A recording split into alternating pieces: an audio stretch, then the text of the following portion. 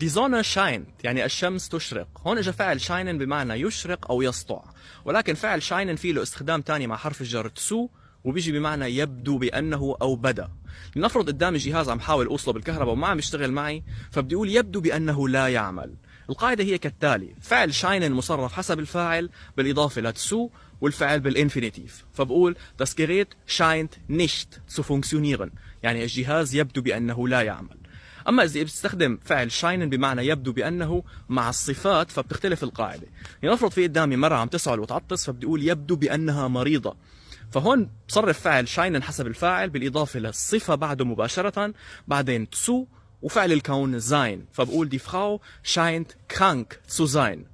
مثال تاني: اذا قدامي مثلا كيك الناس كلها عم تاكل منه، فانا بستنتج من هالشيء انه الكيك لذيذ، بدي اقول يبدو بانه لذيذ، فبقول der Kuchen scheint lecker zu sein، يعني الكيك يبدو بانه لذيذ.